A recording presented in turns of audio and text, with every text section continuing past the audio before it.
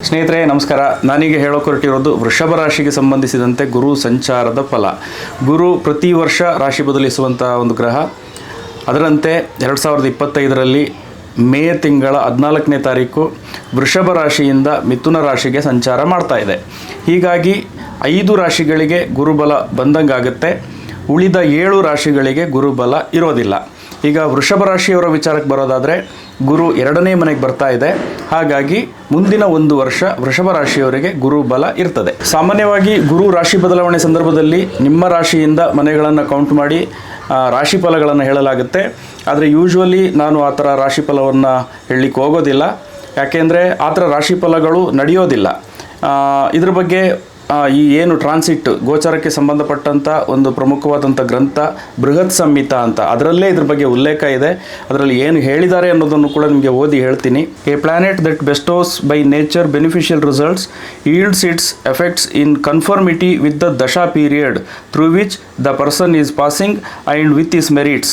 ಅಂದರೆ ದಶೆಗಳ ಜೊತೆಯಲ್ಲಿ ಈ ಟ್ರಾನ್ಸಿಟ್ ಏನು ಬೆನಿಫಿಷಿಯಲ್ ರಿಸಲ್ಟ್ಸ್ ಅಂತ ಇರ್ತದೋ ಅದು ಗುರುಬಲ ಅಂತ ಏನು ನಾವು ನೋಡ್ತೀವೋ ಇದರ ಎಫೆಕ್ಟನ್ನು ದಶೆಗಳ ಜೊತೆಯಲ್ಲಿ ನಾವು ಅಪ್ಲೈ ಮಾಡಿ ನೋಡಬೇಕಾಗುತ್ತೆ ಅನ್ನೋದನ್ನು ಇದರಲ್ಲಿ ಹೇಳಿದ್ದಾರೆ. For the cloudy canopy does not release sufficient water even to fill the kudava measure in the spring season.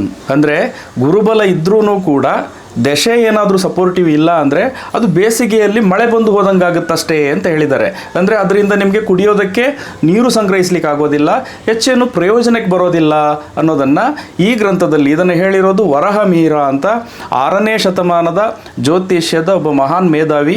ಬರೀ ಗುರುಬಲ 1ರಿಂದನೇ ನಾವು ಫಲಗಳನ್ನು ಹೇಳಲಿಕ್ಕೆ ಸಾಧ್ಯ ಇಲ್ಲ ಅಂತ ಈ ಗ್ರಂಥದಲ್ಲಿ ಕೊಟ್ಟಿದ್ದಾರೆ. ನಾನು ಈ ಗ್ರಂಥಗಳನ್ನು ಯಾಕೆ ಹೇಳೋದು ಅಂದರೆ ಇದೇ ಪ್ರಮಾಣ. ಆ್ಯಕ್ಚುಲಿ ಗ್ರಂಥಗಳಲ್ಲಿ ಹೇಳಿರೋದನ್ನೇ ನಾವು ಜ್ಯೋತಿಷ್ಯ ಶಾಸ್ತ್ರದಲ್ಲಿ ಅಪ್ಲೈ ಮಾಡಲಿಕ್ಕೆ ಸಾಧ್ಯ. ಇದರಲ್ಲಿ ನಾವೀಗ ಹೇಳುವಂಥ ಫಲಗಳೇನಿದೆಯೋ ಇದರಲ್ಲಿ ಕೊಟ್ಟಿದ್ದಾರೆ, ಟ್ರಾನ್ಸಿಟ್ ರಿಸಲ್ಟ್ಗಳನ್ನು ಕೊಟ್ಟಿದ್ದಾರೆ. ಜೊತೆಯಲ್ಲೇ ಇದನ್ನು ಹೇಳಿದ್ದಾರೆ, ದಶೆ ಜೊತೆಯಲ್ಲೇ ಇದನ್ನು ನೋಡಿ ಅಂತ.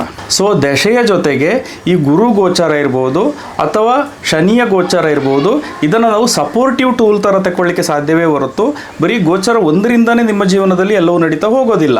ಯಾಕೆಂದರೆ ಇದರಲ್ಲಿ ರಾಶಿಯಿಂದ ನಿಮಗೆ ಫೇವರೇಬಲ್ ಅಂತ ತೋರಿಸ್ತಾ ಇದ್ರೂ ಕೂಡ ನಿಮ್ಮ ಲಗ್ನದಿಂದನೂ ಅದನ್ನು ನೋಡಬೇಕಾಗುತ್ತೆ. ಗ್ರಹಗಳ ಪೊಸಿಷನ್, ನಿಮ್ಮ ಜಾತಕದಲ್ಲಿರುವಂಥ ಗ್ರಹಗಳ ಪೊಸಿಷನ್ ಏನಿದೆಯೋ ಅದು ಕೂಡ ಮ್ಯಾಟರ್ ಆಗುತ್ತೆ. ಜೊತೆಗೆ ಅಷ್ಟಕ ವರ್ಗ ಬಿಂದುಗಳು ಅಂತ ಬರ್ತವೆ, ಅದು ಕೂಡ ತುಂಬಾ ವೇರಿಯೇಷನ್ ಮಾಡುತ್ತೆ. ಜೊತೆಗೆ ನಕ್ಷತ್ರಗಳು ಕೂಡ ಇಲ್ಲಿ ವೇರಿಯೇಷನನ್ನು ತರ್ತವೆ. ಈ ನಕ್ಷತ್ರಗಳಿಂದ ಫೇವರೇಬಲ್ ಇದೆಯೋ ಇಲ್ವೋ ಅನ್ನೋದನ್ನು ನೋಡೋದನ್ನು ತಾರಾಬಲ ಅಂತ ಹೇಳ್ತಾರೆ. ಇನ್ನು ವೃಷಭ ರಾಶಿಯಲ್ಲಿ ನಕ್ಷತ್ರಗಳ ವಿಚಾರಕ್ಕೆ ಬರೋದಾದರೆ ಮೊದಲನೇದಾಗಿ ಕೃತಿಕಾ ನಕ್ಷತ್ರ. ಕೃತಿಕಾ ನಕ್ಷತ್ರದವರಿಗೆ ಗುರು ಮೃಗಶಿರ ನಕ್ಷತ್ರದಲ್ಲಿ ಇರಬೇಕಾದ್ರೆ ಅನ್ಫೇವರೇಬಲ್ ಅಂತ ಅನಿಸ್ಕೊಳ್ಳುತ್ತೆ, ಯಾಕಂದರೆ ಇದು ವಿಪತ್ತಾರ ಆಗುತ್ತೆ. ಆರಿದ್ರ ನಕ್ಷತ್ರದಲ್ಲಿರಬೇಕಾದ್ರೆ ಫೇವರೇಬಲ್ ಅಂತ ಅನಿಸ್ಕೊಳ್ಳುತ್ತೆ, ಯಾಕಂದರೆ ಇದು ಕ್ಷೇಮತಾರ ಅಂತ ಅನಿಸ್ಕೊಳ್ಳುತ್ತೆ. ಪುನರ್ವಸು ನಕ್ಷತ್ರದಲ್ಲಿದ್ದಾಗ ಅನ್ಫೇವರೇಬಲ್ ಅಂತ ಅನಿಸ್ಕೊಳ್ಳುತ್ತೆ. ಅಂದರೆ ಏನು ರಾಶಿಯಿಂದ ನಿಮಗೆ ಫೇವರೇಬಲ್ ರಿಸಲ್ಟ್ ಅಂತ ತೋರಿಸ್ತಾ ಇದೆಯೋ ಇದು ಗುರು ಆಯಾಯ ನಕ್ಷತ್ರಗಳಿಗೆ ಬಂದಾಗ ಈ ಫೇವರೇಬಲ್ ರಿಸಲ್ಟ್ ಏನಿದೆಯೋ ಇದು ಸ್ವಲ್ಪ ವೇರಿಯೇಷನ್ ಆಗ್ತದೆ. ಇನ್ನು ಮುಂದಿನದ್ದು ವೃಷಭ ರಾಶಿ ರೋಹಿಣಿ ನಕ್ಷತ್ರ. ರೋಹಿಣಿ ನಕ್ಷತ್ರದವರಿಗೆ ಗುರು ಮೃಗಶಿರ ನಕ್ಷತ್ರದಲ್ಲಿರಬೇಕಾದ್ರೆ ತುಂಬಾ ಫೇವರೇಬಲ್ ಅಂತ ಅನಿಸ್ಕೊಳ್ಳುತ್ತೆ, ಯಾಕಂದರೆ ಇದು ಸಂಪತ್ತಾರ ಬರುತ್ತೆ. ಜೊತೆಗೆ ರಾಶಿಯಿಂದನೂ ಫೇವರೇಬಲ್ ಇದೆ. ಆರಿದ್ರ ನಕ್ಷತ್ರದಲ್ಲಿರುವಾಗ ಅನ್ಫೇವರೇಬಲ್ ಅಂತ ಅನಿಸ್ಕೊಳ್ಳುತ್ತೆ, ಯಾಕಂದರೆ ಇದು ವಿಪತ್ತಾರ ಬರುತ್ತೆ.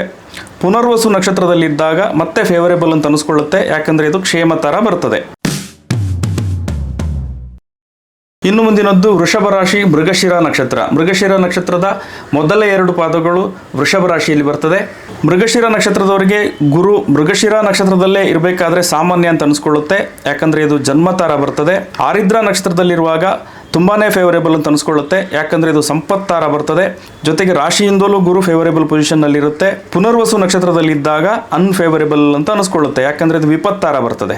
ಅಂದರೆ ಏನು ರಾಶಿಯಿಂದ ನಿಮಗೆ ಫೇವರೇಬಲ್ ರಿಸಲ್ಟ್ ಅಂತ ತೋರಿಸ್ತಾ ಇದೆಯೋ ಇದು ಗುರು ಆಯಾಯ ನಕ್ಷತ್ರಗಳಿಗೆ ಬಂದಾಗ ಈ ಫೇವರೇಬಲ್ ರಿಸಲ್ಟ್ ಏನಿದೆಯೋ ಇದು ಸ್ವಲ್ಪ ವೇರಿಯೇಷನ್ ಆಗ್ತದೆ. ಇನ್ನು ಗುರು ಯಾವ್ಯಾವ ಸಮಯದಲ್ಲಿ ಯಾವ್ಯಾವ ನಕ್ಷತ್ರದಲ್ಲಿ ಇರ್ತದೆ ಅನ್ನೋದನ್ನು ಹೇಳ್ತಾ ಹೋಗ್ತೀನಿ. 2025ರ ಮೇ 14ರಿಂದ 2025ರ ಜೂನ್ 13 ಈ ಅವಧಿಯಲ್ಲಿ ಗುರು ಮೃಗಶಿರ ನಕ್ಷತ್ರದಲ್ಲಿರ್ತದೆ.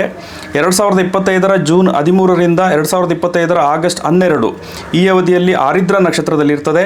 2025ರ ಆಗಸ್ಟ್ 12ರಿಂದ 2025 ಅಕ್ಟೋಬರ್ 18 ಈ ಅವಧಿಯಲ್ಲಿ ಪುನರ್ವಸು ನಕ್ಷತ್ರದಲ್ಲಿರ್ತದೆ. 2025ರ ಅಕ್ಟೋಬರ್ 18ಕ್ಕೆ ಗುರು ಕಟಕ ರಾಶಿಗೆ ಪ್ರವೇಶ ಮಾಡುತ್ತೆ. ಆನಂತರ ಮತ್ತೆ 2025 ಡಿಸೆಂಬರ್ 5ಕ್ಕೆ ಮಿಥುನ ರಾಶಿಗೆ ವಕ್ರ ಆಗಿ ಮಿಥುನ ರಾಶಿಗೆ ಮತ್ತೆ ಪ್ರವೇಶ ಮಾಡುತ್ತೆ.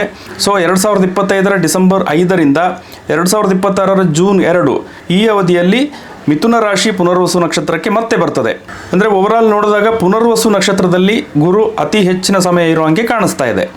ಇನ್ನು ಈ ರಾಶಿ ಫಲವೇ ಇರಲಿ ಅಥವಾ ತಾರಾಬಲವೇ ಇರಲಿ, ಸಂಚಾರದಲ್ಲಿರುವಂಥ ಗುರು ನಿಮ್ಮ ರಾಶಿಯಿಂದ ಮತ್ತು ನಕ್ಷತ್ರದಿಂದ ಫೇವರೇಬಲ್ ಪೊಸಿಷನ್ನಲ್ಲಿದೆಯೋ ಅಥವಾ ಅನ್ಫೇವರೇಬಲ್ ಪೊಸಿಷನ್ನಲ್ಲಿದೆಯೋ ಅನ್ನೋದನ್ನಷ್ಟೇ ಪ್ರಧಾನವಾಗಿ ಹೇಳಲಿಕ್ಕೆ ಸಾಧ್ಯ. ಇದರಿಂದಾನೇ ನಿಮ್ಮ ಜೀವನದ ಏನು ಘಟನೆಗಳು ಈ ಗೋಚರದಿಂದನೇ ನಡೆಯೋದಿಲ್ಲ. ಯಾಕೆಂದರೆ ನಿಮ್ಮ ಜೀವನದ ಡೈರೆಕ್ಷನ್ ಸೆಟ್ ಮಾಡೋದು ಬಂದು ದಶೆಗಳು. ಸೊ ದಶೆಗಳಿಗೆ ಪೂರಕವಾಗಿ ಈ ಗೋಚರವನ್ನು ಅನ್ವಯ ಮಾಡಿದಾಗ ನಮಗೆ ಎಕ್ಸಾಕ್ಟ್ ಸಿಚುವೇಶನ್ ಏನು ಅನ್ನೋದು ತಿಳಿಯೋದಕ್ಕೆ ಸಾಧ್ಯ. ದಶೆಗಳು ಚೆನ್ನಾಗಿದ್ದು ಗುರು ಕೂಡ ಫೇವರೇಬಲ್ ಪೊಸಿಷನ್ನಲ್ಲಿತ್ತು ಅಂದರೆ, ಜೊತೆಗೆ ಶನಿಯೂ ಕೂಡ ಫೇವರೇಬಲ್ ಪೊಸಿಷನ್ನಲ್ಲಿತ್ತು ಅಂದರೆ ನಿಮ್ಮ ಜೀವನದಲ್ಲಿ ಸಾಕಷ್ಟು ವಿಚಾರಗಳು ತನ್ನಿಂತಾನೇ ನಡೀತಾ ಹೋಗುತ್ತೆ, ಜೀವನ ಸ್ಮೂತಾಗಿ ನಡೀತದೆ ಅಂತ ಹೇಳ್ಬೋದು. ಹಾಗೊಂದು ವೇಳೆ ನಿಮಗೆ ಗುರು ಫೇವರೇಬಲ್ ಆಗಿದ್ದು ದಶೆಗಳು ಚೆನ್ನಾಗಿಲ್ಲ ಅಂದರೆ ಅದರಿಂದ ನಿಮಗೆ ಏನು ಆ ಗುರು ಬಲ ಅಂತ ಇದ್ರೂ ಕೂಡ ಅದರಿಂದ ನಿಮಗೇನು ಹೆಚ್ಚಿಗೆ ಪ್ರಯೋಜನ ಆಗೋದಿಲ್ಲ. ಇನ್ನು ಗುರುಬಲ ಬಂತು ಅಂದ ತಕ್ಷಣ ಮದುವೆ ಆಗಬಹುದು, ಮನೆ ಕಟ್ಟಿಸ್ಬೋದು, ಹಣಕಾಸು ಸ್ಥಿತಿ ಸುಧಾರಿಸುತ್ತೆ, ಹೀಗೆಲ್ಲ ಫಲಗಳನ್ನು ಹೇಳೋದಿದೆ.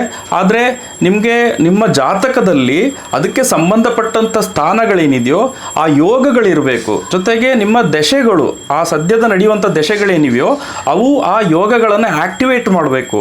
ಆವಾಗ ಅದರ ಜೊತೆಯಲ್ಲಿ ಗುರುಬಲವು ಬಂತು ಅಂದಾಗ ನಿಮಗೆ ಏನು ಈ ಫಲಗಳನ್ನು ಹೇಳಲಾಗುತ್ತೋ ಅದು ನಡೀತದೆ. ಒಂದು ವೇಳೆ ಅಂಥದ್ದು ಏನು ಯೋಗಗಳೇ ಇಲ್ಲ ಕುಂಡಲಿಯಲ್ಲಿ ಅಥವಾ ನಿಮಗೆ ಅದಕ್ಕೆ ಸಂಬಂಧಪಟ್ಟಂಥ ದಶೆಗಳೇ ಬಂದಿಲ್ಲ ಅಂದರೆ ಅದರಿಂದ ನಿಮಗೆ ಗುರುಬಲದಿಂದ ಇದೆಲ್ಲವೂ ನಡೀತದೆ ಅಂತ ಹೇಳಲಿಕ್ಕೆ ಸಾಧ್ಯ ಇಲ್ಲ. ಇನ್ನು ಗುರುಬಲವನ್ನು ಪ್ರಧಾನವಾಗಿ ಪರಿಗಣಿಸೋದು ಅಂದರೆ ಮಂಗಳ ಕಾರ್ಯಗಳ ವಿಚಾರದಲ್ಲಿ. ಯಾಕೆಂದರೆ ಗುರುಬಲ ಇತ್ತು ಅಂದರೆ ಆ ಮಂಗಳ ಕಾರ್ಯಗಳು ಅಂತ ಏನು ಮಾಡಲಿಕ್ಕೆ ಹೊರಡ್ತಿರೋ ಅದು ಸುಸೂತ್ರವಾಗಿ ನಡೀತದೆ. ಜೊತೆಗೆ ಮುಹೂರ್ತದಲ್ಲೂ ಕೂಡ ಗುರುಬಲಕ್ಕೆ ಬಹಳ ಮಹತ್ವ ಕೊಡಲಾಗಿದೆ. ಜೊತೆಯಲ್ಲಿ ನೀವೇನಾದರೂ ಜೀವನಕ್ಕೆ ಸಂಬಂಧಪಟ್ಟಂತೆ ಒಂದು ದೊಡ್ಡ ನಿರ್ಧಾರ, ಪ್ರಮುಖವಾದಂಥ ನಿರ್ಧಾರವನ್ನು ತಗೊಳ್ಳಿಕ್ಕೆ ಹೊರಟಿದ್ದೀರಾ ಅಂದರೆ ಆವಾಗಲೂ ಕೂಡ ಗುರುಬಲ ಇದ್ದರೆ ಒಳ್ಳೆಯದು. ಇನ್ನು ಗುರುವನ್ನು ಸೇವಿಯರ್ ಅಂತ ಪರಿಗಣಿಸ್ತಾರೆ. ನಿಮಗೆ ಗುರುಬಲ ಇತ್ತು ಅಂದರೆ ನಿಮಗೇನಾದರೂ ಸಂಕಷ್ಟಗಳು ಎದುರಾದಾಗ ನಿಮಗೆ ಪಾರಾಗೋದಕ್ಕೆ ದಾರಿಗಳು ಕಾಣ್ತವೆ, ಪಾರಾಗೋದಕ್ಕೆ ದಾರಿಗಳು ಸಿಗ್ತದೆ ಅಂತ. ಒಟ್ಟಾರೆಯಾಗಿ ಗುರುಬಲ ಒಂದನ್ನೇ ಡಿಪೆಂಡ್ ಆಗಿ ನೀವು ಯಾವುದೇ ಕಾರ್ಯಗಳನ್ನು ಕೈಗೆತ್ತಿಕೊಳ್ಳೋದು ಅಷ್ಟೊಂದೇನು ಸೂಕ್ತ ಅಲ್ಲ. ಯಾಕೆಂದರೆ ಜಾತಕದಲ್ಲಿನ ಬೇರೆ ಬೇರೆ ಫ್ಯಾಕ್ಟರ್ಗಳು ಈ ಗುರುಬಲದ ರಿಸಲ್ಟನ್ನು ಮಾಡಿಫೈ ಮಾಡ್ತದೆ. ಸೊ ಗುರುಬಲ ಅಂದರೆ ಏನು, ಇದರ ಕಾನ್ಸೆಪ್ಟ್ ಏನು, ಇದು ಹೆಂಗೆ ವರ್ಕ್ ಆಗುತ್ತೆ ಅನ್ನೋದನ್ನು ಎಕ್ಸ್ಪ್ಲೈನ್ ಮಾಡುವ ಅಂತ ಅನ್ನಿಸ್ತು. ಸೊ ನಿಮಗೆ ಅರ್ಥ ಆಗಿದೆ ಅಂದ್ಕೊಳ್ತೀನಿ. ಸೊ ಮುಂದಿನ ಎಪಿಸೋಡ್ನಲ್ಲಿ ಮತ್ತೆ ಸಿಗ್ತೀನಿ ಸ್ನೇಹಿತರೆ. ನಮಸ್ಕಾರ.